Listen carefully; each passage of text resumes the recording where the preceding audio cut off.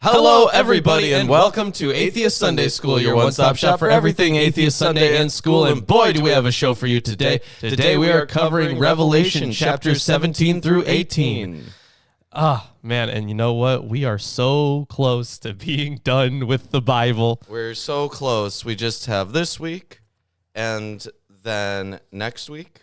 And then the week after that. And then the week after that. Yeah. So after this, 2 more weeks. It's wild. Yes. Yeah. What do you think of the Bible so far?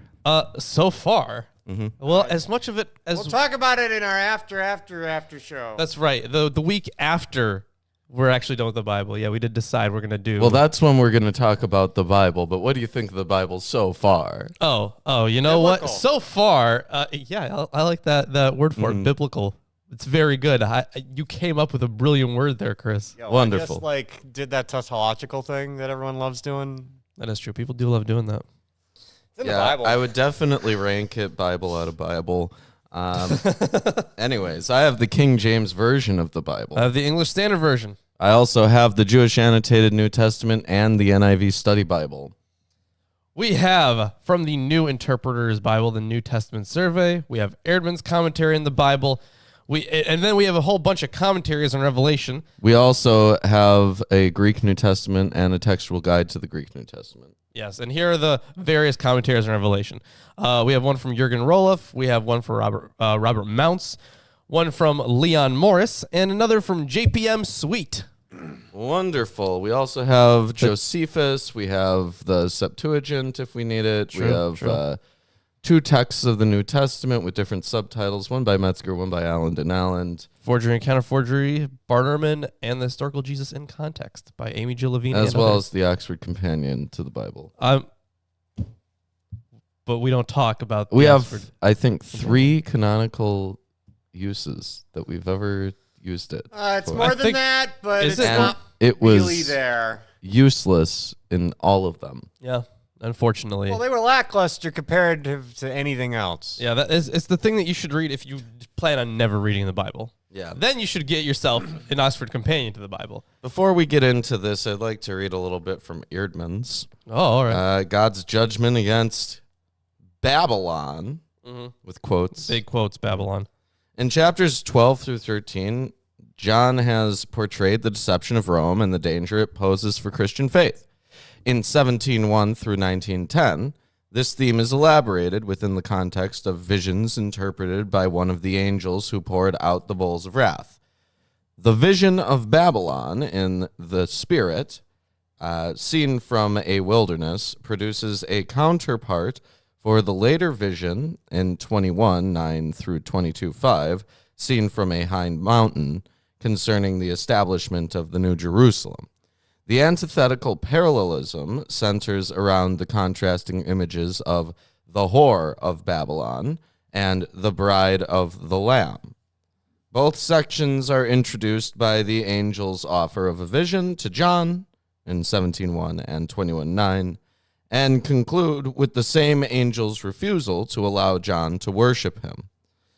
Until chapter 17, the seer's interaction with angelic beings has been minimal.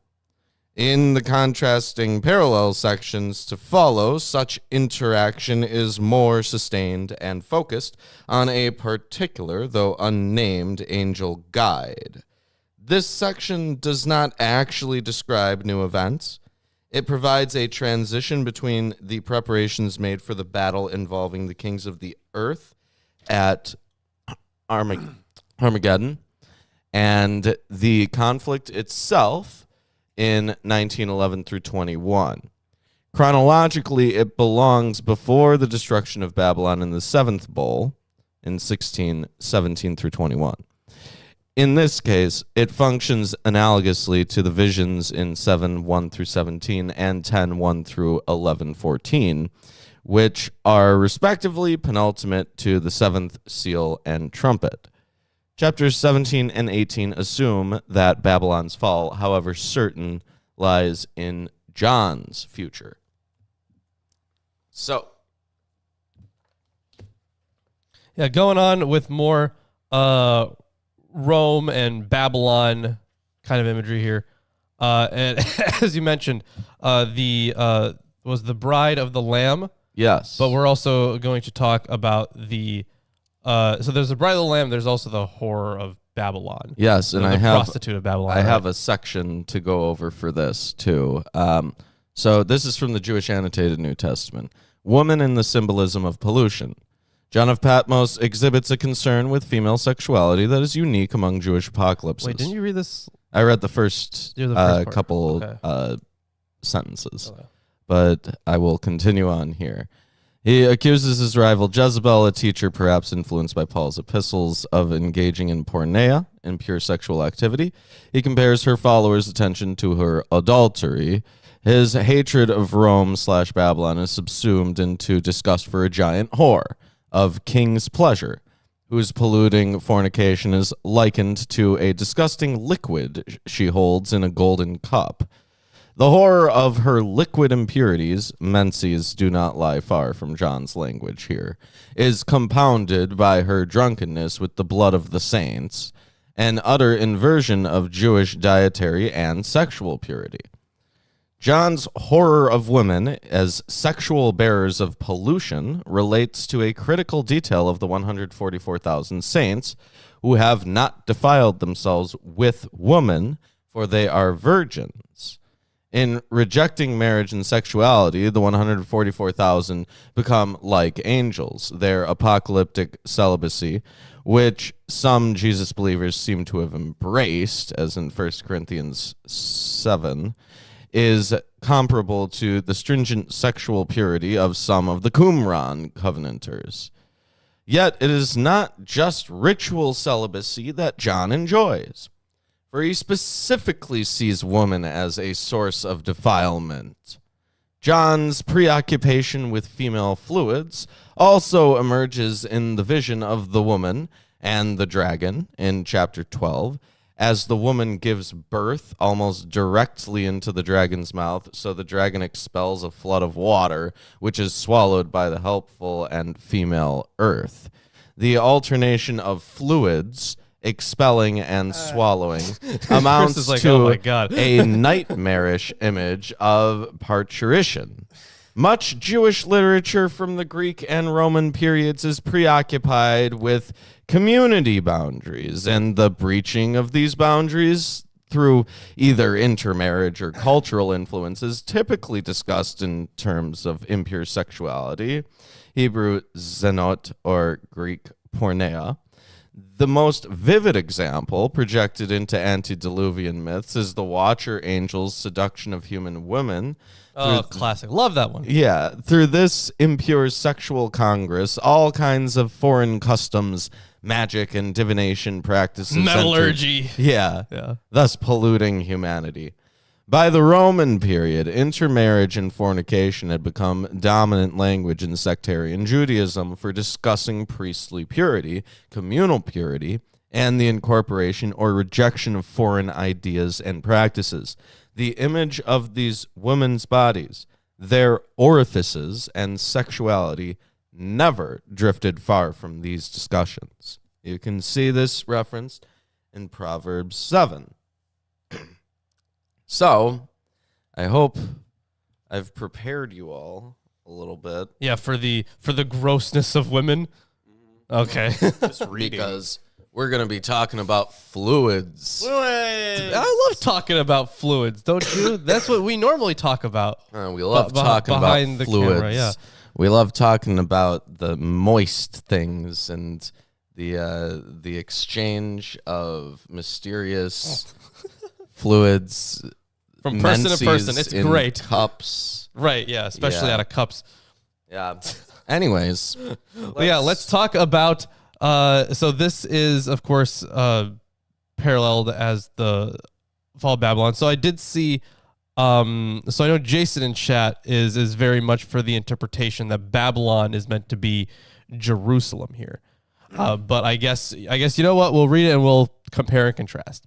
Yeah, because right now these commentaries don't say anything about Jerusalem being see. Babylon. And the thing is, there is a historical precedent for it being Rome, because remember there was one verse There's the whole Nero thing. Well, yeah, there's the whole Nero thing, yeah. And there's one verse in, I forget which letter it was, but the actual text said the word Babylon, but one manuscript, or actually not just one, I think a few manuscripts, actually changed it To Jerusalem. No, they changed it to Rome. They changed it to Rome. Yeah. I thought we ran into one textual thing where something had been changed to Jerusalem in a couple of cases. I mean, there might have been, yeah. But the one that I'm thinking of, it's somewhere in here. I'd have to look back and check. But yeah, it was one being changed into the other. Mm. Yeah. So it's clear that they even made that association. Like, I don't know which, I'd have to see which manuscript that is. But at least by that period, they made that association. Okay. All right. Yeah, I guess let's hop into it. Yes, let's. Chapter 17. And there came one of the 7 angels which had the 7 vials, and talked with me, saying unto me, Come hither, I will show unto thee the judgment of the great whore that sitteth upon many waters. So Yeah, city on many waters, of sitting course. on many waters, I don't... Yeah, so... Well, the thing is, so it says here that her seat on the... Psalm 137:1. I don't actually like that Pull commentary at out all. Psalms. Okay. Psalm, what was it? 137:1. And thereafter Jeremiah. Okay, 137:1. By the waters of Babylon, there we sat down and wept when we remembered Zion. Well, I mean, to be fair, at that time, yes, that would have been actual Babylon. Yes. Try Jeremiah 51:13. I feel like this might be linked to something else, though, is the thing. So Jeremiah 51, you said? Yeah, 51:13. I forget how long Jeremiah is. It's a long book.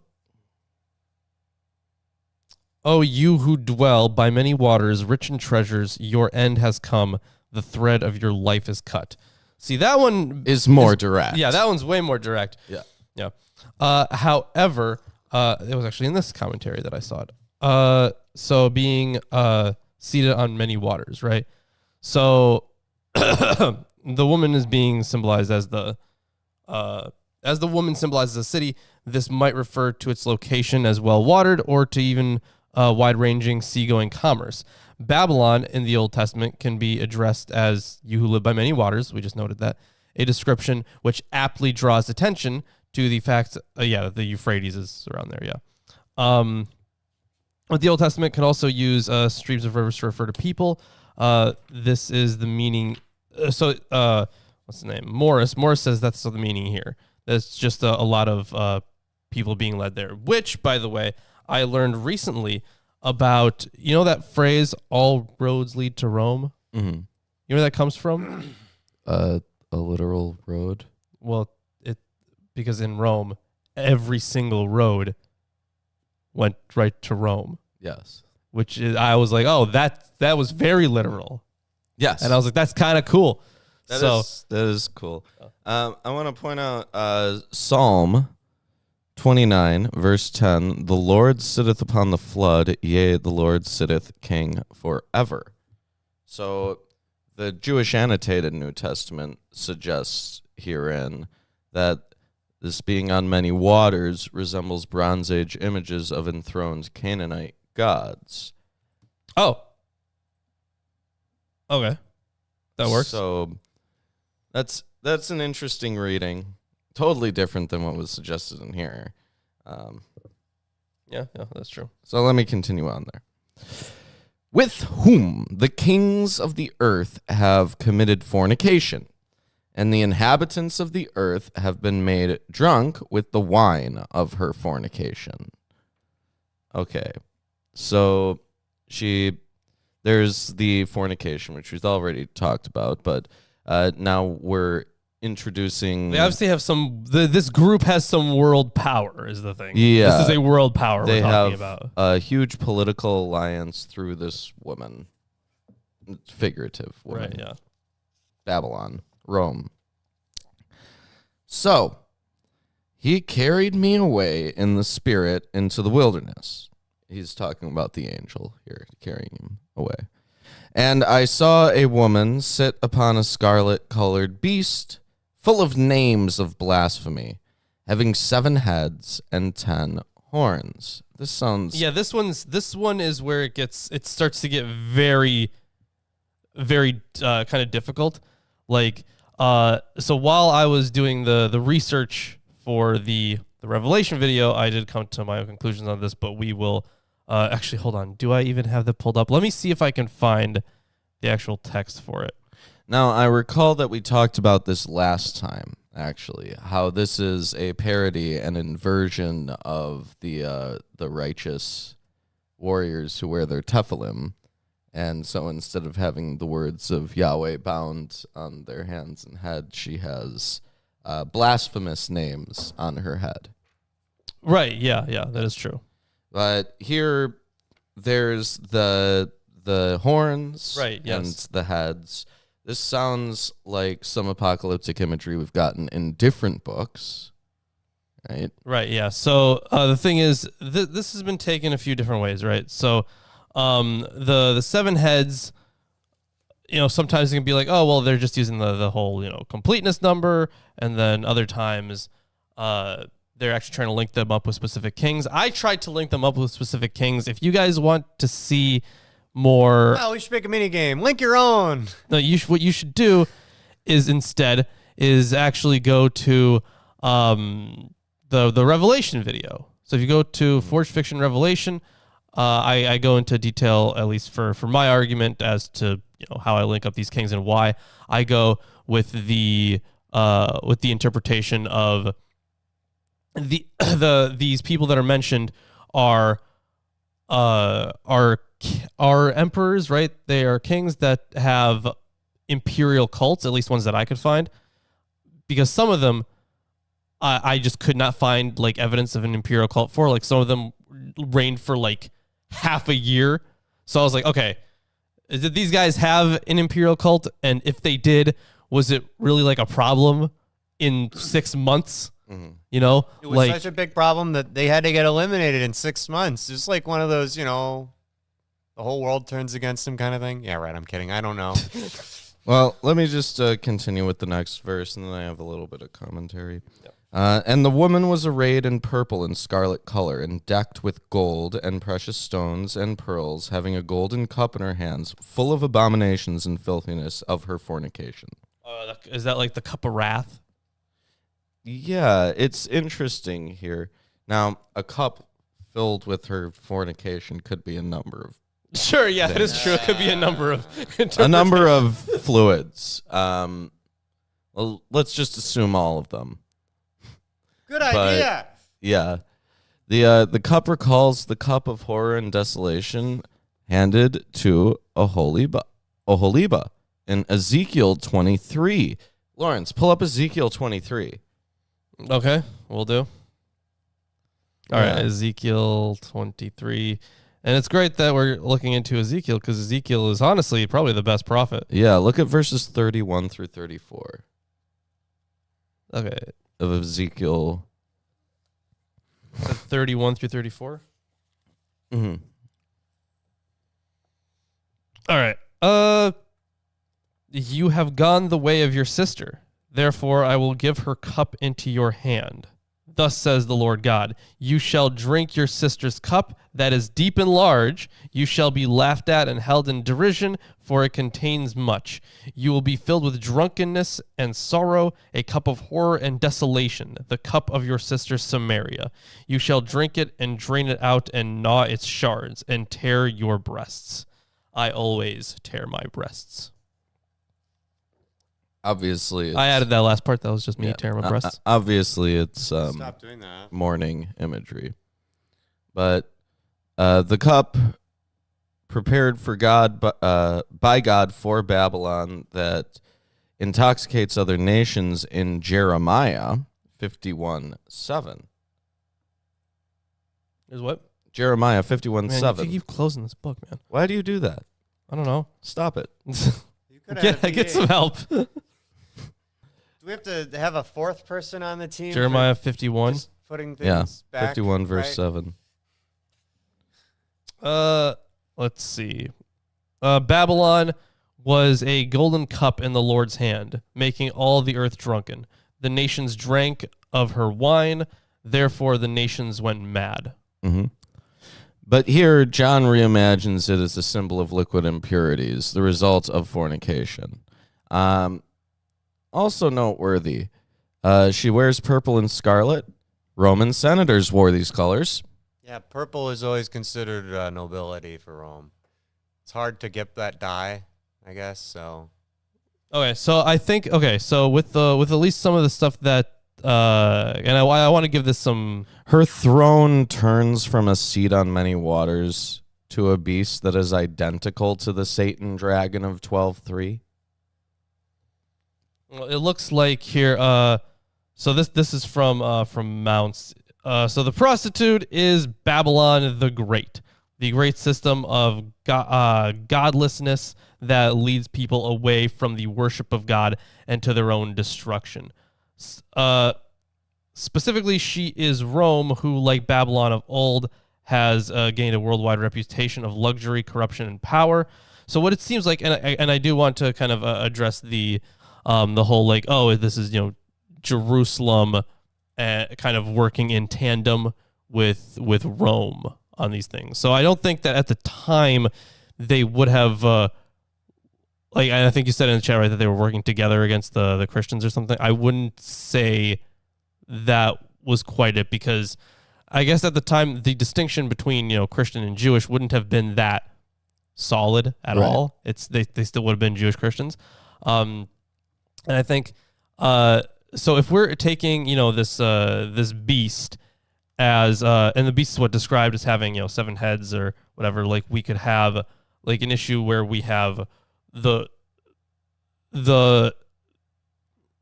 so as we mentioned, like in the beginning, you were talking about the filthiness or the filth of women, right? How they are often portrayed that way in the Bible. They're used as that motif. So the idea would rather be that the leadership of Rome are now carrying in the sin. So the sin itself would be this prostitute, and then they're giving out this cup, right? Mm-hmm. So that is what I would think, but I really don't. I can see how you got there, that this would be Jerusalem, but I think that in verse 2, right, when it said that. With her, the kings of the earth committed adultery, and the inhabitants of the earth were intoxicated with the wine of her adulteries. I feel like that stands more in line with Rome than it would with Jerusalem, because Rome was just far more influential. A lot more people were mingling with Roman things than they were with things in Jerusalem. That would be my response to that. Mm. And upon her forehead was a name written: Mystery, Babylon the Great, the mother of harlots and abominations of the earth. Harlots? Harlots, yes. And I saw the woman drunken with the blood of the saints and with the blood of the martyrs of Jesus. And when I saw her, I wondered with great admiration. Hell yeah, blood of the saints. Let's go. Yeah. So with the blood of the saints, it doesn't necessarily suggest that there would be widespread persecution of the Jesus believers. It casts the woman as a cannibalistic monster and extends the impurities in her cup to human blood, inverting one of the main Jewish dietary regulations, as in Genesis and Leviticus. Oh, which verse are we at? We just finished verse 6. Just verse 6. Okay, I was just making sure where we were at. Yeah. All right. So let's see. Verse 6. Yeah, and Yeah, drunk with the blood of the saints and the blood of the martyrs of Jesus. Yeah, that's oh boy, that's fun stuff, huh? So unfortunately, there doesn't seem to be a good amount of commentary in roll-ups, but you know what? Honestly, this feels like something that Sweet would actually have like a whole bunch about, because he seems to be like obsessed with some of this stuff, with some of the imagery at least. Mhm. Oh, okay. So Jezebel, for example. So if you go to 1 Kings 16:31, if you could do that. Okay, so they are referencing Nero's massacre. I saw Sumami asking in chat if Nero was really that bad, or if it was just a like a Christian like portrayal of Nero. The thing is, so I think that he wasn't like, you know, Lucifer incarnate or anything, but he certainly would have at least treated people poorly. There would have been some. He committed matricide. Sure, yeah, that too. Like we have, he was a dick. Absolutely, he was a dick. Now, whether or not the persecution was as widespread as it is portrayed, I don't know, but there seems to be a good amount of there seems to be a Neronian persecution does seem to be founded. I think Tacitus even has a reference to it. So I would think that he sucked, but if they fluffed it up, that would make sense. Sure, made it seem like worse than he was, but I would think he was still pretty bad. So 1 Kings 16:31. Yeah. And it came to pass, as if it had been a light thing for him to walk in the sins of Jeroboam the son of Nebat, that he took to wife Jezebel, the daughter of Ethbaal, king of the Zidonians, and went and served Baal and worshipped him. Okay, try 18:4. Also 1 Kings, yeah. So 18:4. 1 Kings 18:4. For it was so, when Jezebel cut off the prophets of the Lord, that Obadiah took 100 prophets and hid them by 50 in a cave, and fed them with bread and water. What? Okay. All right. These seem not that amazingly linked. I don't know why he noted those. Just because Jezebel is mentioned there, I guess. Fucking okay. He's like a cross reference. He says a cross reference Jezebel. Okay, whatever. Fair enough, I suppose. Yep. So, but yeah, he's apparently saying this is the Nero's massacre. Well, that's one interpretation. And the angel said unto me, Wherefore didst thou marvel? I will tell thee the mystery of the woman, and of the beast that carrieth her, which hath the 7 heads and 10 horns. The beast that thou sawest was, and is not, and shall ascend. Oh, actually, hold on. There's a better one. The figure recalls Old Testament passages such as Isaiah 49:26, where it is prophesied that the opponents of Israel, quote, will be drunk on their own blood as with wine. The metaphor was common among Roman writers as well. It portrays the wanton slaughter of a great number of believers, along with the intoxicating effect it produces upon the murderous prostitute. Although the Neronian massacre after the Great Fire of 64 may have been back in the back of John's mind, the drunken prostitute pictures the final days of the persecution at the end of the age. Yeah, fair enough. Okay. So the angel here is going to explain the Whore of Babylon and the beast with 7 heads and 10 horns. The beast that thou sawest was and is not, and shall ascend out of the bottomless pit and go into perdition, and they that dwell on the earth shall wonder, whose names were not written in the book of life from the foundation of the world, when they behold the beast that was and is not and yet is.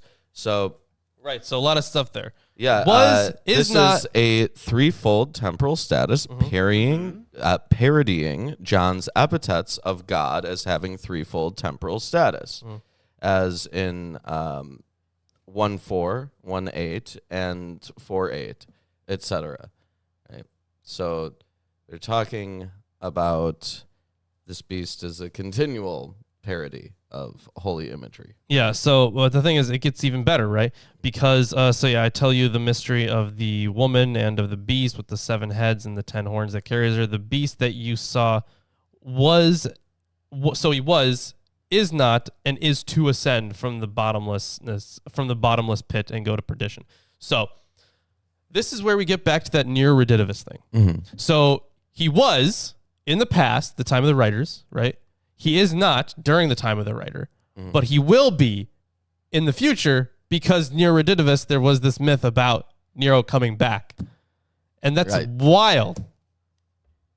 If it just fits so perfectly. It's also like King Arthur.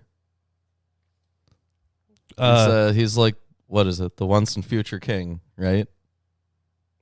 I suppose, the Arthurian legends. Yeah. Have you ever read the Arthurian legends? Maybe parts of them. Oh. Yeah, true. Domitian has also been seen as a new Nero. Yeah, that's true. Okay. Yeah, there's quite a bit on this though. I'm sure there is. Well, yeah, I go over this in my Revelation video. So instead, you should actually watch that because this section would get actually very, very long. But the long and short of it is... Yeah. Anyways, let's continue on. And here is the mind which hath wisdom. The 7 heads are 7 mountains on which this woman sitteth. Oh, Jesus Christ. This mountain stuff again? Are you excited about mountains? I'm getting flashbacks to the Shepherd of Hermas. Yeah. And here are the 7 kings. 5 are fallen, and 1 is, and the other is not yet come. And when he cometh, he must continue a short space. And the beast that was and is not, even he is the 8th, and is of the 7. Right, he's one of the 7, right? And he goeth into perdition. Right, so the same one that goes into perdition, of course, being one of the 8 that has come back, right? Or sorry, he's an 8th head that was actually one of the 7. Yeah. Dude, that's like an 8-head play. Okay, there are 5 that are fallen. 1 is, the other is not yet come. Right. And then I guess there is Nero on top of that. He's one of the 7, yeah. But he's the 8th. Yeah, also. So, a lot of stuff. So here. is he one of the 5 that are fallen at this point? Yeah, he would be. Okay, so he's the 8th as well. Yeah, kind of. And the 10 thing is, horns. there are different versions of this, right? Because like some people are like, well, how can you say that the beast itself is Nero, but also one of the heads, right? Like, so I totally get like that kind of criticism. So in which case, let's see here. What verse was that? Was that verse? No, what they're doing is they're setting up Nero as this kind of all-encompassing figure which encapsulates the beast, right? He is 2 of the heads, really. Well, he's not 2 of the heads. Well, he would be 2 of the heads, but he's one and another. He's bookends. He also pervades the entirety of what we might see as the lifespan of Rome, right? Because he the lifespan of Rome would be and is not and will be. So he has that temporal connection, right? So while I understand what you're trying to make, I would say that it's improper to say that it would be the lifespan of Rome, because the lifespan of Rome would be something closer to the full entirety of the 7 heads for the time. And one of those would have been Nero, not the first one, probably. One of them would have been Nero. And then, of course, he's going to come back as the 8th, right? So I guess the whole thing would be like closer to the lifespan of Rome, but I wouldn't say that his when he returns since him. Well, when he returns as the 8th, I think that implies some kind of priority that's given to him at that point, right? Yeah, definitely some sort of priority. Right. Because then he would be the one that has not yet been, right? Yeah. It seems though, let's see. But if we're interpreting it this way, then we can get an idea of when John of Patmos might have expected the eschaton, right? Because if he thinks that it's literally like, okay, it's this Roman emperor and then maybe another one for a little while, and then like after that we're in the eschaton, right? If he thinks that, then he's dead wrong. If the entire eschaton is just a parallel to Rome, if it doesn't actually serve any eschatological purpose within the theological system that John is putting forward, then we can interpret it differently, right? But otherwise, we would have to assume that he was also expecting this to happen in his lifetime, and that, like everyone else who's ever expected that, he was just wrong. Wrong, yeah. Oh, snap. Yeah. Yeah, what, people being wrong about the end of the world? No shot. So I did want to point this out because I noted, kind of one of the issues with seeing the beast and the heads together as like one, like both representing the same thing, right? So we now arrive at the heart of the riddle. The beast himself is an eighth king who is at the time one of the seven. If the seven kings were specific Roman emperors, then the most likely candidate for number 8 would be Domitian, who, as was already noted, would be seen as a new Nero. Yet, 3 times in the chapter we are told that the beast is not, so he's not around right now. At the time of writing, the beast has not yet ascended from the abyss. He is an 8th in the sense that he is distinct from the other 7. Well, it says that he's one of them, so I don't know about that. So let's see. He is Antichrist, not simply another Roman emperor. He is not a human ruler through whom the power of evil finds expression. He is that evil power itself. He belongs to the cosmic struggle between God and Satan. Yet he will appear on the stage of history as a man. He is, quote, one of the 7. Sorry. He is, okay, I see here. He is of the 7, not one of the 7. Yes. I need to grab a... While you're doing that, I'll give you an alternative reading.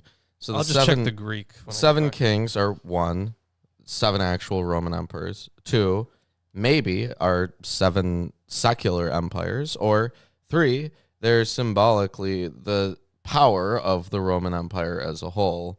It's not absolutely clear which one of these they are, or if any. The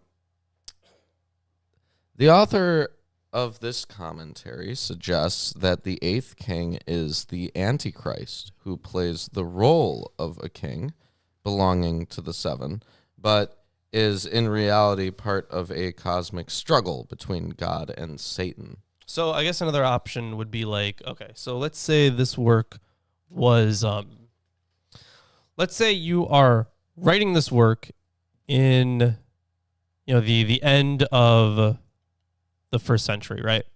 But you wanted to make it seem like you were writing it earlier. Would you, like you're writing like an ex eventu prophecy? Mm-hmm. Would you then go into like, oh, this king is not, but will be, and he is one of the 7, or he's of the 7? Like, could you, I guess, yeah, could you antedate it is the thing. I think, yeah, I guess you could, right? So that you could reference a number of possible things with this. I think that Rome is probably the most reasonable explanation, just given the consistency of the imagery. I mean, they even have the Whore of Babylon dressed in Roman senatorial garb. yeah. So, I did actually want to check the Greek there. So, it says here, let's see, he is of the 7, not one of the 7. This would, I don't like how he's interpreting the Greek here. So what verse is that? That's verse 11. And is of the seven, and goeth into perdition. Yeah. He is the eighth, is of the seven. Okay. So let's see. Sorry, verse 11, yeah. Let's see. Let's see. It looks like. Let's see. He's an eighth. And no, he is one of the seven, or he is. Well, it does say he's from the seven. Because it uses ek, right? So it would be That could be any number of things, right? It Right. could be he's one of their members. It can be that he was produced by them. yeah. It's not clear. So let's continue on. And the 10 horns which thou sawest are 10 kings, which have received no kingdom as yet, but receive power as kings 1 hour with the beast. They have one mind, and shall give their power and strength unto the beast.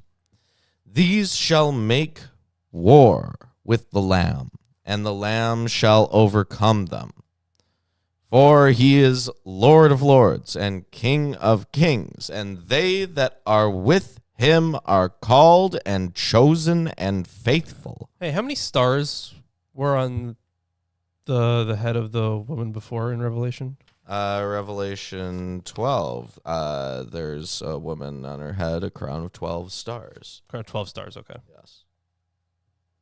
I was just checking. I wanted to see if there was a connection there. No. There is no connection there. So there's this war here. This war is briefly mentioned. Let's see if it continues on at all. And he saith unto me, the waters which thou sawest. No, it doesn't continue on. This war is just mentioned. There's these 10 kings who appear in Revelation 12. Not 12. Verse 12 of chapter 17. Yeah, the 10 kings are not the 10 emperors of Rome because, unlike the Roman emperor, these have received no kingdom as yet, nor are they the kings of the earth who, in 1809, mourned the fall of Babylon. Yes, Many writers identify them as Parthian satraps coming from the east in a massive invasion under the leadership of a revived Nero. This would fit the context of the following paragraph, in which the 10 kings and the beast destroy the prostitute city Rome. Still, others take them to be the governors of senatorial provinces who held office for 1 year. Whatever the immediate historical illusion, the complete fulfillment of the imagery awaits the final curtain of the human drama. Ultimately, the 10 kings are, quote, purely eschatological figures representing the totality of the powers of all nations on the earth, which are to be made subservient to the Antichrist. Well, I'd like to suggest that Revelation is not an eschatological book. It's just a polemic that has makes it will use be. of eschatological imagery. It will be eschatological. Okay. We'll get there. Okay. Yeah. But it's not really been eschatological so far. No, so no. far, it's been mainly a polemic. I haven't seen. It definitely makes use of apocalyptic imagery really well. Well, it is apocalyptic literature. Right. Yeah. But I'm not sure that it's John's intention to communicate anything about Jewish Christian eschatology. The last few chapters are going to be about so that, yeah. we'll get to that. Yeah. It's just not yet.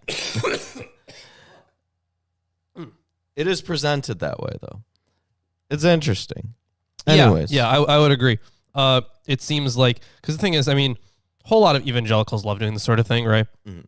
Where they take a book like this and they just start pulling shit out of their ass with their bare hands, and it's really gross and disgusting. You're like, hey, can you please stop pulling shit out of your ass? We have a bathroom right over there. And Stop. Well, they do the same thing with Genesis. yeah, absolutely. And it's odd because it seems to me that a literal reading of Revelation thus far would be not only wrong, but an unfulfilling reading. Also, yes. Yeah. Yeah. Like, it would just be a worse book. So, yeah, I think with the interpretation that we have, not only does it make sense with the Roman interpretation, but it's also way cooler. yeah, it's a more intelligent piece of literature. I don't know. Maybe people like it being simple. They do like it being simple. Keep it simple. And here's the thing. If people,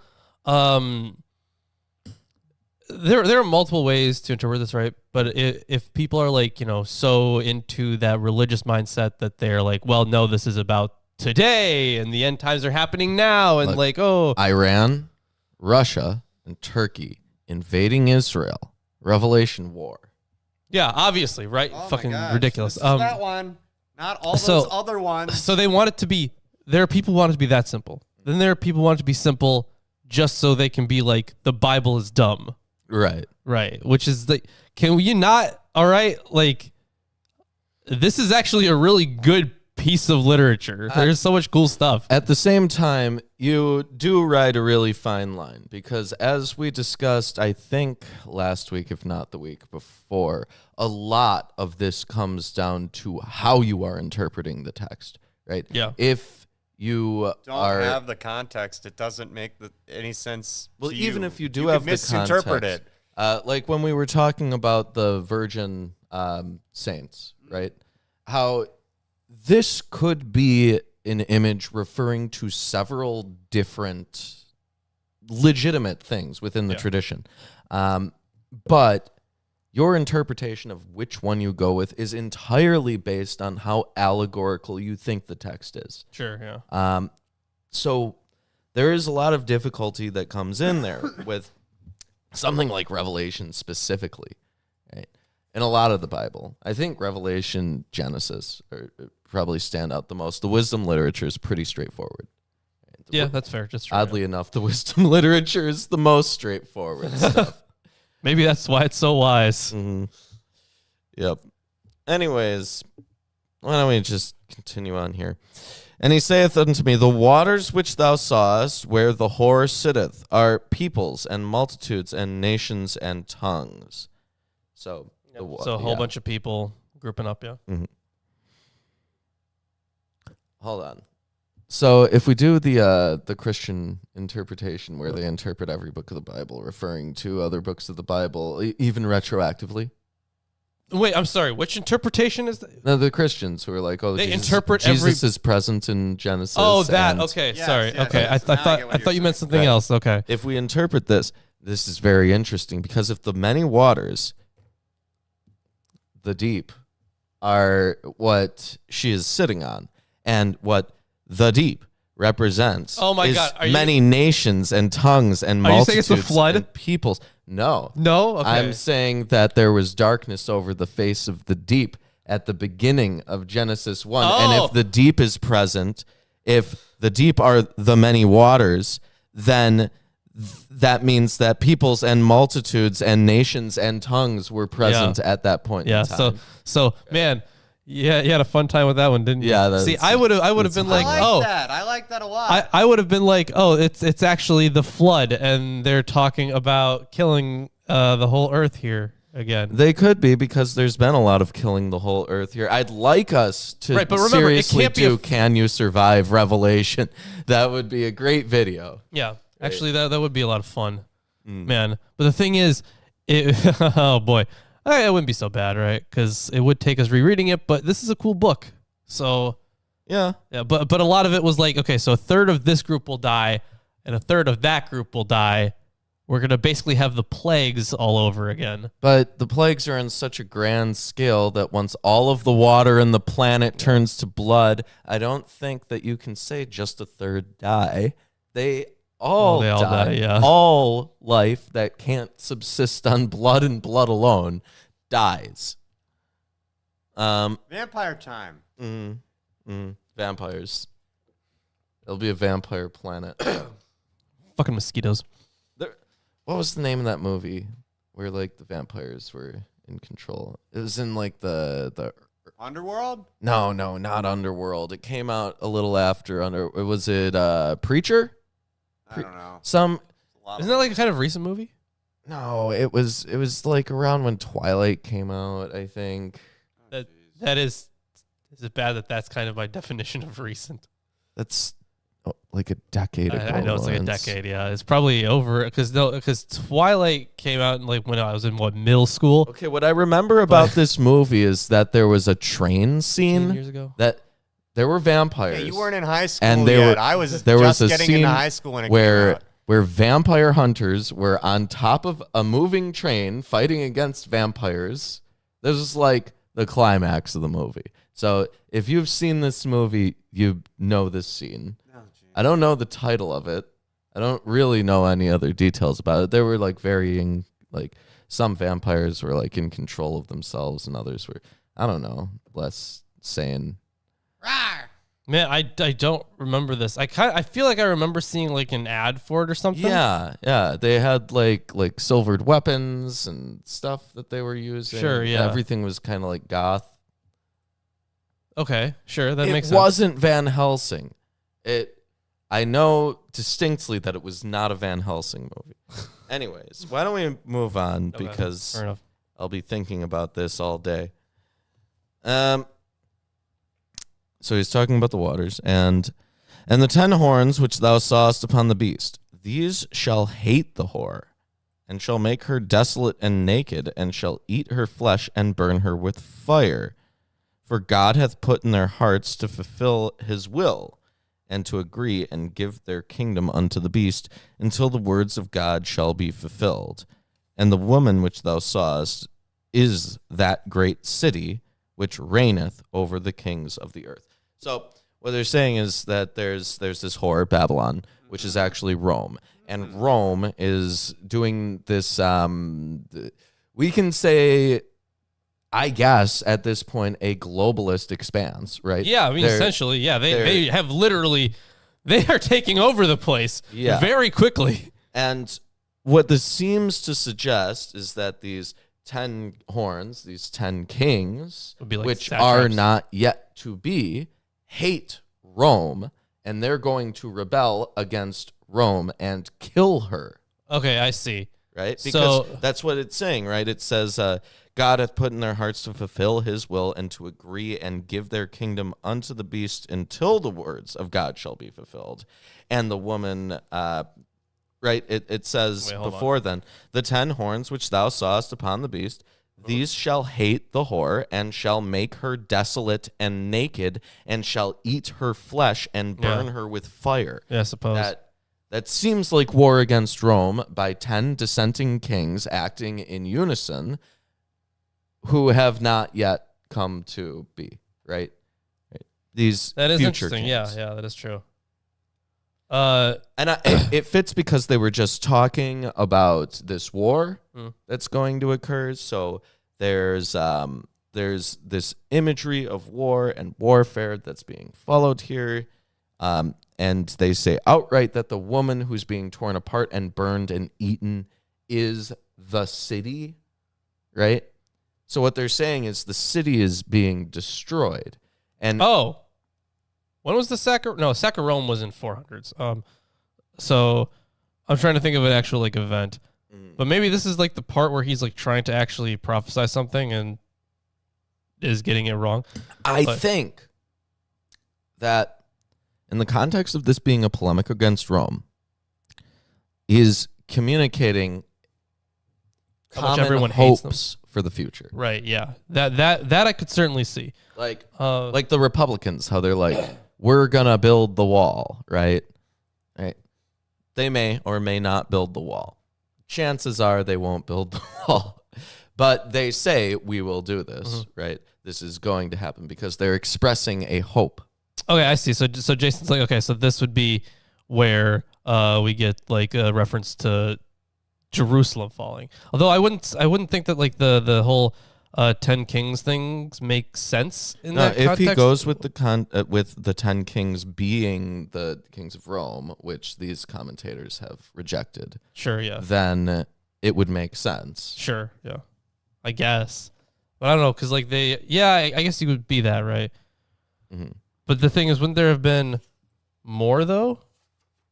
Because like some of the commentators have been like, okay, well these could be like, the like satraps, right? Which would make, I mean, to me that makes more sense, right? People that they are ruling over because they're not considered part of, like, they're not the emperors, right? So they are much in terms of their hierarchy on the power scale, they're far less.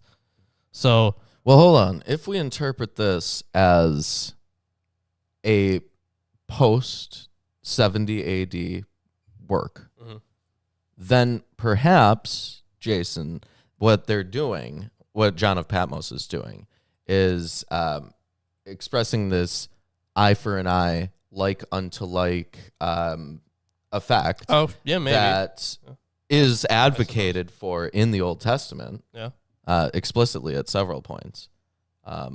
We were talking about that verse with miscarriages. Yes, right? yes. And it specified that if further harm than the miscarriage occurred, then what would happen to the person responsible is an eye for an eye, tooth for a tooth, etc.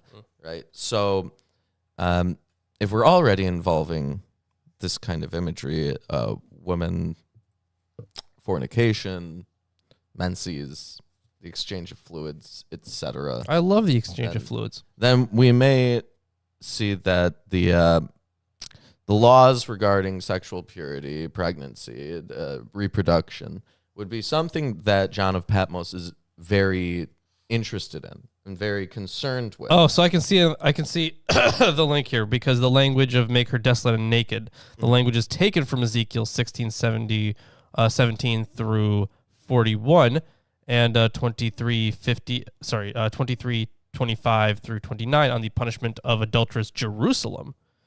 And also Jesus' words on the failed Jerusalem at Laodicea. Well, Jesus' words in 3:17, right? So that's why you have that connection to Jerusalem there. So I totally get that. But I don't know. There's not much more I can say about that. Well, they're saying here, oh, hold on, this commentary, so they will hate the harlot. So the 10 kings are not the same as the kings of the earth in verse 18. Those mourn over her. So it seems like these would be, so this would be inside and outside the empire. And that is chapter 17. Yep. Lawrence, do you hear something? Oh my God, I do hear something. What is that crazy noise? Behold, I am your Lord and Savior, Jesus Christ, and I want to let all you heathens and sinners know that I support this wonderful episode of Atheist Sunday School. Lawrence and Reuben try their very best to bring you the true glory of the Bible, and they need your help. They have provided links to their Patreon page and other social media just for you. Once again, my name is Jesus Christ, and this is Milwaukee Atheists. The Lord is with them. God bless. Hello, Jesus Christ. Thank you for stopping by. Don't mind April in chat. She's just being rude. She's just being very rude to you, Jesus. You know what, Jesus? You got a friend in me. So, going into the next chapter here, this would be, let's see, Babylon. Oh man, there's quite a bit here. So, funeral dirge over Rome is how Mounts introduces this. John follows the vision of judgment that takes the life of the infamous prostitute with a detailed account of the destruction of Rome, that center of power, luxury, and fierce antagonism against Christians. It draws on a whole bunch of prophetic oracles. Another angel calls God's people out of the city and proclaims judgment against her many crimes and sins. So yeah, I guess that's what we have to look forward to. A number of scholars assume that some sort of Jewish source lies behind this section, The special source theory is based primarily on the large number of rare words in the chapter and differences of outlook that are held to exist. Let's see. So there's a summary in Beckwith's work about it, I guess. So here, until 9 through 10, communication between John and the angel is suspended. After the doom of Rome is predicted in chapter 17. Chapter 18 does not go on to describe the destruction itself. Instead, as if assuming Rome's downfall, 18:1 through 19:8 contains a series of judgment oracles and jubilations. These subsections draw heavily on prophetic oracles in the form of dirges spoken over a corpse and announced judgment against Tyre and Babylon in Isaiah, Jeremiah, and Ezekiel. This produces a portrait which calumniates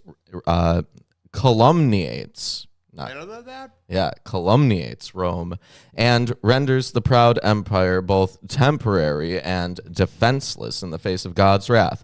Together, the subsections support the mandate that Christians should separate themselves from Babylon. The angel's dirge, which is the first 3 verses that you're about to read, as in 10:1, John has a vision of an angel coming down from heaven. The angel's appearance illuminates the earth just as the glory of God did before entering the Jerusalem temple. The loud voice of the heavenly messenger proclaims Rome's ruin. It becomes nothing more than a place where hateful impurities reside. The reason for this judgment lies in what Rome does. The empire exerts an illicit sway over all nations in political, kings, and economic, merchant spheres.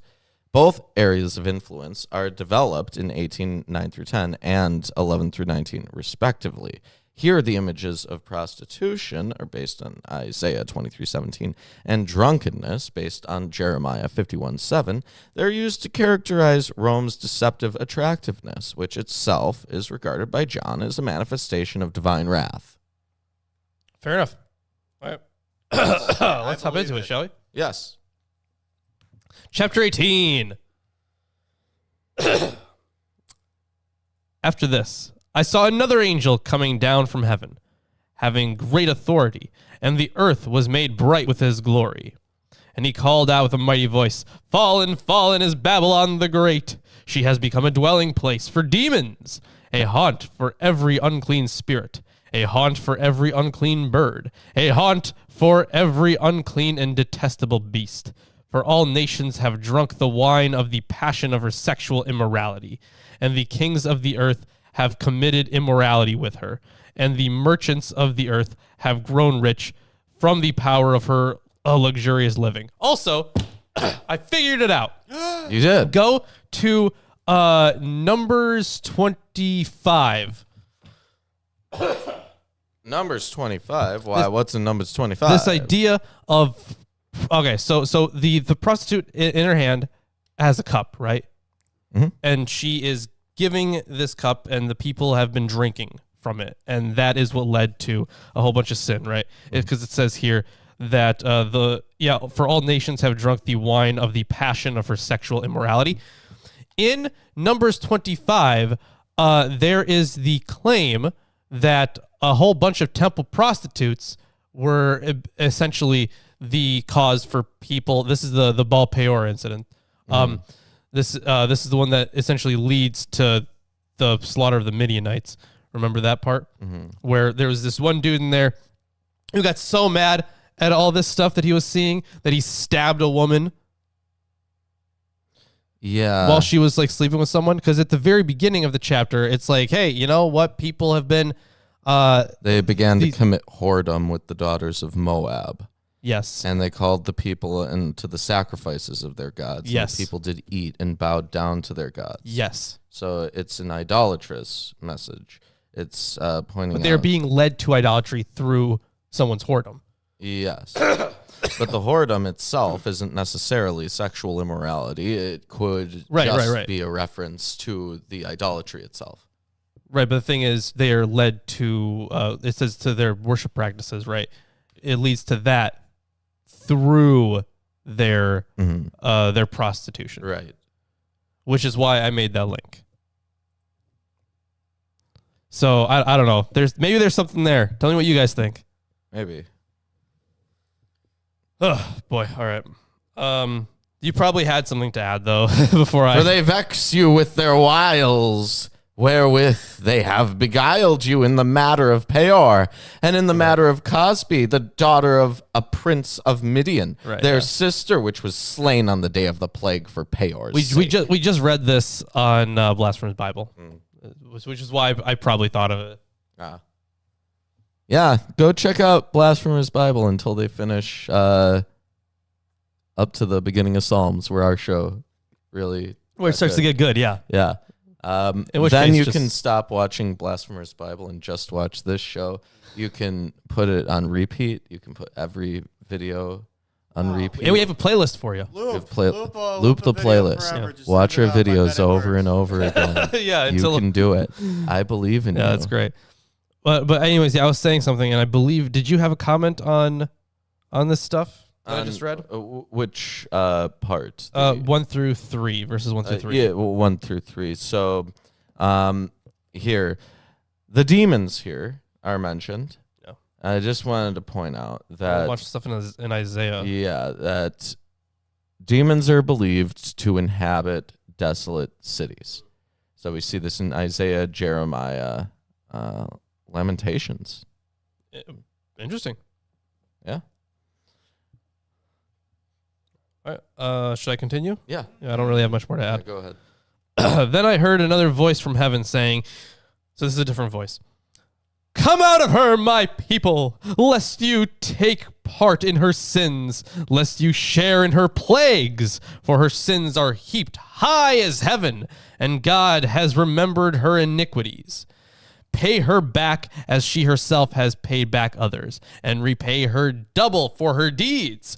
Mix a double portion for her in the cup she mixed. As she glorified herself and lived in luxury, so give her a like measure of torment and mourning, since in her she says, I sit as a queen, I am no widow, and mourning I shall never see. For this reason, her plagues will come in a single day, death and mourning and famine, and she will be burned up with fire. The mighty is the Lord God who has judged her.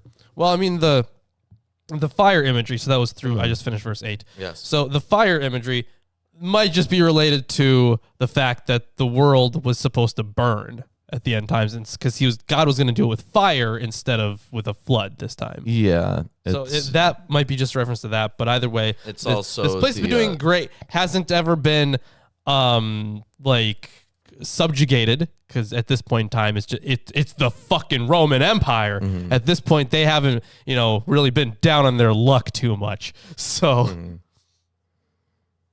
some of this other stuff here, sharing her plagues. We covered literally it says, the issues. I am not a widow. This is a claim that the men of Babylon died on the battlefield. That is interesting. But also saying I'm not a widow might be like, I don't. Well, I guess no. There's no reference to orphans here, right? So I guess I don't think it's that link. Yeah. So basically, there's a summons to come out. There's a call for retribution. And then there's going to be a king's lament and a merchant's lament and a summons to rejoice. Now, the kings and the merchants are the ones who are actually lamenting for the whore, right? Right, yeah. Kings, merchants, and seamen. Probably. Don't you guys love seamen? They have great ships. Yes. The passage is modeled after Ezekiel's lament over Tyre in Ezekiel 27. Of course, 15 of the 29 commodities in verses 12 through 13 are also listed in Ezekiel 27, 12 through 22. All right, let's continue on then, shall we? And the kings of the earth who committed sexual immorality and lived in luxury with her will weep and wail over her when they see the smoke of her burning. They will stand far off in fear of her torment and say, Alas, alas, you great city, you mighty city, Babylon, for in a single hour your judgment has come. So for alas, alas, as occurs in Zechariah 2:10, it follows from traditional prophetic literature. Same phrasing. But I want to pull that up. Zechariah is towards the end. Yeah, to the end of the prophets, yeah, definitely. Okay. So I'm just seeing if there's anything super special here. It seems like no, the commentary at least in Mounce's and in Roloff's just seems to be kind of like a restatement of what it said. Mm-hmm. All right, so this is yeah, let's see. Here it is. So yeah, he's like, okay, so these are the tributaries of Rome, not the 10 horns. Because these guys are sad about it. Let's see. Well, I guess when it says like the smoke of her burning, so it could be a few things, right? Like Sweet says that it's probably just evoking the fate of Edom and Sodom, but the thing is, I feel like it could also just be like an eschatological, the world has to burn by fire. But I guess they would be included too if it's the world, right? So you wouldn't include their lament. This is just the destruction of the city itself. Mm-hmm. Oh, okay. So it seems like the translation of in 1 hour might just be moment. I'm going to check the Greek on that one. Mm-hmm. Presumably, it's just to say that it's not a lengthy period of time. Right, yeah. That would actually make a lot of sense. It's just not a long time. Mm-hmm. But it is interesting because I know that some people have at least tried to make a precise date and time mm-hmm. for when like the world's going to end. They've been wrong all the time so far. Well, it would be after whatever Roman emperor was after John of Patmos was alive. Oh no, it does say hour. Okay. Yeah. Interesting. It does say hour. Okay. But maybe the understanding is in an instant. Oh, why don't you continue? Okay. And the merchants of the earth they cough. That's what they do. The merchants of the earth weep and mourn for her, since no one buys their cargo anymore. Cargo of gold, silver, jewels, pearls, fine linen, purple cloth, silk, scarlet cloth, all kinds of scented wood, all kinds of articles of ivory, and all kinds of articles of costly wood, bronze, iron, and marble, cinnamon, spice, everything nice, incense, myrrh, frankincense. It doesn't say everything nice. I figured not. Okay. Incense, myrrh, frankincense, wine, oil, fine flour, wheat, cattle and sheep, horses and chariots and slaves. That is human souls. Love that clarification. It's like, just to be very clear, people is what we're selling here. Yes. Nuts. They're very upset that they can't buy and sell people. Yeah, what a list too. Most of them come from Ezekiel when he talks about Tyre in chapter 27. That makes a lot of sense. But some of them are more original. It doesn't have a comprehensive list here, but yeah. All right. The fruit, this is how they lament. The fruit for which your soul longed has gone from you, and all your delicacies and your splendors are lost to you, never to be found again. All right. So the essential idea here is that, yes, the fruit. Okay. So yeah, they can't get what they want anymore. Right. Yeah. Which, I suppose they can get their profit through trading. Yeah, that's it. The Roman. They're donezo. They have to go somewhere else now. There would don't be they? complete economic collapse for significant absolutely. portions of Europe. Absolutely. The Mediterranean. And this is already after, we have a third of everything dying, basically. Mm-hmm. So huge collapse. Yeah. I'm going to continue on here. I don't think there's much on that. The merchants of these wares who gained wealth from her will stand far off in fear of torment, weeping and mourning aloud. Oh, so this is they're continuing on here. Mm-hmm. So yeah, these are the merchants of the earth, and then I don't know why it says it twice instead of just continuing it. I guess we'll get into that. Alas, alas, for the great city that was clothed in fine linen, in purple and scarlet, adorned with gold, and with jewels and with pearls. For in a single hour, all this wealth has been laid waste. Okay, so that would be the lament of the merchants of the earth. Right. All the wealth is gone. Right. So how was actually hold on. Let's go back to the last chapter. How was this woman described? Because what do we have? We have clothed in fine linen, purple and scarlet, adorned with gold, jewels, and Decked with pearls. gold and precious stones, pearls, having a golden cup in her hand. She has the purple and scarlet clothes. Okay. Well, sitting on the throne, which becomes the beast. right. Yeah. Okay. So there's some there are a good few ones that are linked up there to identify. Well, to at least identify. Okay, obviously that one's the great city, right? So whichever one the great city is. So let's see. That was for what verses? Okay, so I guess verses 11 through 17 in total. Yeah. But it seems like, yeah. Okay, so the one that I was wondering about, right? Verse 14. Yeah. It just seems like some weird interjection there. So yeah, that's verse 15 in here. What? Verse 14 is a part of the lament. Verse 15 is a breakaway. Verse 16 is a part of the lament. Okay. See, this one's a little bit different here, I guess. Are they based on different manuscripts? They might be. Okay, let me check the textual commentary. All right. So what is that? That's 18, right? We're in 18. So let's see. 1814, is there something there? No, nothing on 1814. All right. So unfortunately, there's no textual commentary there. Yeah, on this section in general. Unfortunately, but the layout is the same in the KJV.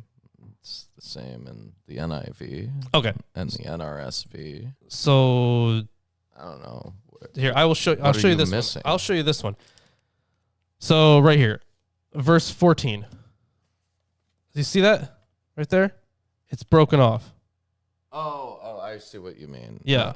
I thought you were referring to how verse 15 is a strange interjection between two halves of the same lament. Oh, no, I was seeing this as one thing. Because those aren't broken up like I was in, seeing in here's here the thing. or in here. I was seeing 11 through 15 as like the introduction to who is lamenting. And I was just like, why is there half the lament stuck in between that? It's interesting that you viewed it that way. Yeah. Okay. By the way, verse 14 and something weird is going on with verses 14 and 15. Yeah. We would agree. Something is definitely weird about it. Yeah, so this verse fits poorly into the context, not only in form because because of its abrupt transition to the direct address to Babylon, but also in content. Oh, fruit hardly belongs to luxury goods. Okay, they don't need that. It's literally just like the fruits of your labor kind of thing.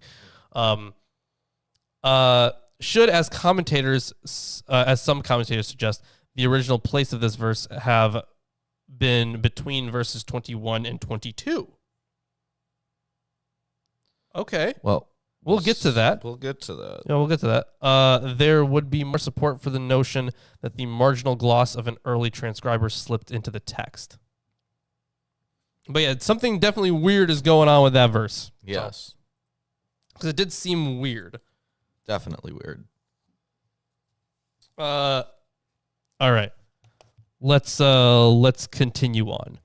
But I guess, yeah, if we get to that later verse, maybe it will fit in perfectly. We can just be like, oh, that explains a lot.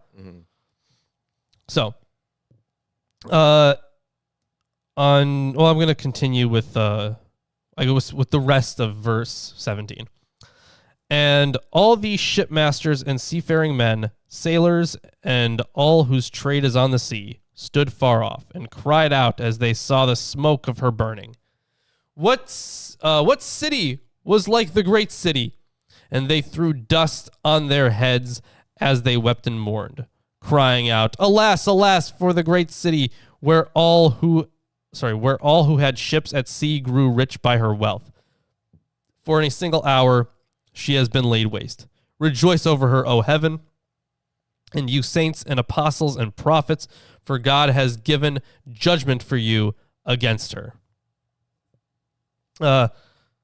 So this, let's see, between verses 21 and okay, gotcha. It'll be for the next verse. But this section, at least, about the shipmasters. Yes. There's a mourning imagery. Yeah, with throwing dust on their heads. Yeah. I think that would be the big thing. Most of the other stuff is this would be the pretty pilot of a self-explanatory. ship rather than the owner of a ship. Both are mentioned in Acts 27:11. Oh, okay. All right. Then a mighty angel took up a stone like a great millstone and threw it into the sea, saying, So will Babylon the great city be thrown down with violence, and will be found no more. Similar to the large millstone of Mark 9:42. Also, to be clear, I'm looking at it right now, and the verse from before about the fruit for which your soul longed has gone to you. Mhm. Well, Here the actually, hold on. No, I will continue, and it might actually fit in.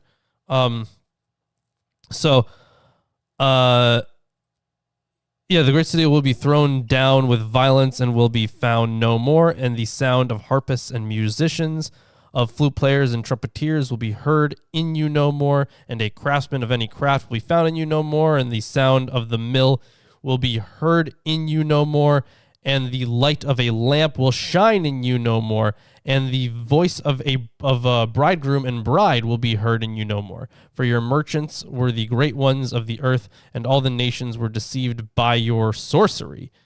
And Yes, in her was found the blood of the prophets and of saints and of all who have been slain on earth. Now, the sorcery is not meant metaphorically. Protective rituals were a part of state ceremony in many ancient cultures. See Isaiah 47:9, where God overrides Babylon's sorceries. While unauthorized sorcery was a crime in the Roman Empire, e.g. Julius Paulus, Responsa forces, Responsa 5:23-14 through 19, 3rd century CE. For John, sorcery constituted the sorts of impure practices that demonic forces introduced to the world through fornication, with which sorcery is often paired in 1 Enoch 8 through 9. Early rabbis forbade sorcery as antithetical to Torah, but had difficulty defining it. And for this, you can see Sanhedrin 7:11. So, yeah. There's that. There's that sorcery bit. I also think that I don't know about the exact placement. I think that but I don't know about the placement of that, but I will say that isn't this strikingly similar to a lot of the lament psalms which we saw, which talked about the destruction of Jerusalem, right? Sure, yeah. Things like, the musicians will never play again in the streets of this great city, right? These are things that have popped up before in a different context. Now they're being repurposed as a grieving... I feel like we had that lament even for some other cities, didn't we? Well, we did. Something like that, yeah. Yeah, here I think it's, again, a parody of the holiness that is constituted through the Whore of Babylon and through Revelation throughout when referencing Rome, because here they're literally using the same kind of words and phrases, the same kind of poetic form, right? They're doing everything that you would see in Psalms, but here it is directed as a lament towards the whore of Babylon. And I think with the parody stuff, it actually does make a lot of sense because for example, when we were talking about the seals and the mark, we're paralleling the tefillin and the mark of the beast. Yes. For example. So as a kind of parody thing, it would kind of make sense. Yes. Yeah. And was there another verse or two for you? I think that was actually the last one. And in her was found the blood of the prophets Yes. and of the saints that Of the were slain prophets, upon yep. the earth. Yes, that is... And that, of course, might be the reference to the Neronian persecution. Yes. So, okay, thoughts about what we read today. This was interesting. This was stuff. interesting. We I got enjoyed the it. Whore of Babylon. We got the fall of Babylon. Yeah. Of course, these are veiled references to Rome. There's a lot that you could glean from these things, but I don't think that they actually serve any kind of eschatological purpose. I think that it's purely polemical against Rome. I think actually that reading about the Whore of Babylon as a literal reference to Babylon would greatly diminish the text. But Yeah. I do promise you that there will be like the last couple chapters. Okay, chapter 21, for example, the new heaven and the new earth. Oh, of course, Yeah. there's... Like there is eschatology in here, He's made use of eschatological imagery throughout. right? But But that he's was done the so- final hope, so it would be eschatological. Right. Well, we'll see. Yeah, we'll get there. It's an interesting piece because it's definitely presented eschatologically, but I don't think that the purpose is, at least in anything that we've read up until this point, supposed to be eschatological. Right? Yeah, I agree with that. Yeah. So, compare verse 24 to Jesus' words, Luke 13:33 through I 34. suppose I can pull that up. It cannot be that a prophet should perish outside of Jerusalem. Okay. O Jerusalem, Jerusalem, the one who kills the prophets and stones those who are sent to her. Okay, I see. I see the link there. Sure. Interesting. Yeah. I think that there's more in favor of being Rome than Jerusalem. Right. It is interesting though that parallel though. Mhm.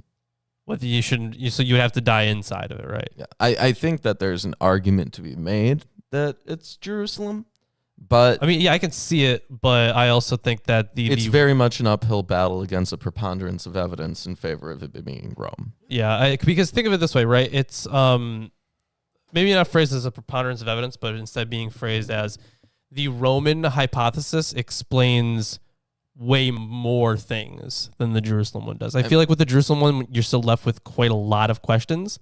You have multiple references to the color of the robes that Roman senators would wear in these two. Yeah, There the color of the was robes, one reference in 17 and one reference in 18, right? the power of the city in general. Yeah. Like I was this big trade hub, and in the first century, that would have more likely been Rome than Jerusalem. Mm-hmm.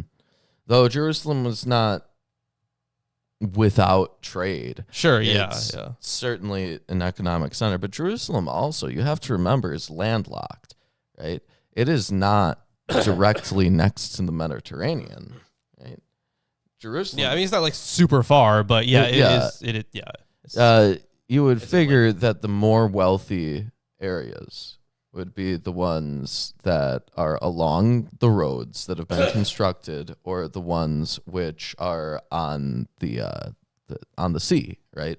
Because they would be taking in all of the incoming international trade in their areas. Kind of like how the East Coast and the West Coast are a lot more economically advanced than much of the landlocked areas of the United States, right? Yeah, that is true. A lot of Yeah. a lot of trade, I guess, leads to that, huh? Yeah. Yeah. So, I don't know. Jerusalem would not necessarily be the most wealthy city out there. At the time, definitely. Oh. But either way, that's the reading for the day. Spiritually wealthy. Yeah, very spiritually wealthy. Yeah. That's what they mean. Yeah, It's, of course. you can figuratively put anything into it. Anyway, buy this mug. I don't know why. No, the mug sucks. I don't care. No. Okay, Fine. Buy the Buy shitty mug. Buy the mug. Yeah, buy the shitty mug. Here it is. There. Get it. It's pinned. Yeah. You can No, Ken, you will. You You will. will. You will. Wow. buy the mug. And then drink out of it, and send us a picture of you drinking out of it. Then break it. Buy another one. Gross. All right. 6 years, Lawrence. 6 years. It's been 6 years. I thought it's been 7 almost. I don't know. 306. 52 weeks in a year. Oh right, no, you're right. 6, yeah. 6 Still years. wild. That is wild. Like, not including. Did you ever think it would take you 6 years to read a book? Maybe. I feel like I have thought that before. Really? I feel How like I many have. situations have you been in where May- you thought it would take you 6 years to finish? Maybe a when book? I was like a kid and I saw how long like Harry was. Potter was, Oh my and then I was God. like, oh, it'll take me 6 years to read this, and I just never read it. Man, you'd be able to read a lot faster Yeah, if you you read would more Harry read more, Potter as a yeah. kid. Yeah. Probably that is true. It probably would have helped a bit. Anyways. Yeah.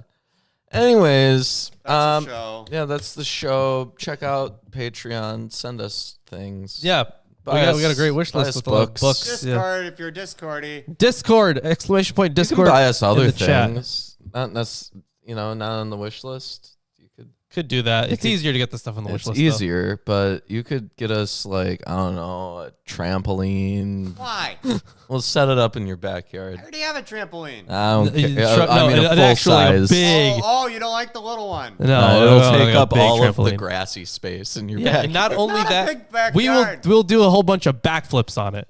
Get hurt on my fence, break your back. Anyways. That's fine. Yeah. Okay, goodbye. We'll just have Alright. Chris do it. We'll see you well, see on ya Friday. Actually, that's the next Yep. show. Wait, As on Friday? Friday. Yeah, because it's I said Sunday. whatever. Friday. It's Friday.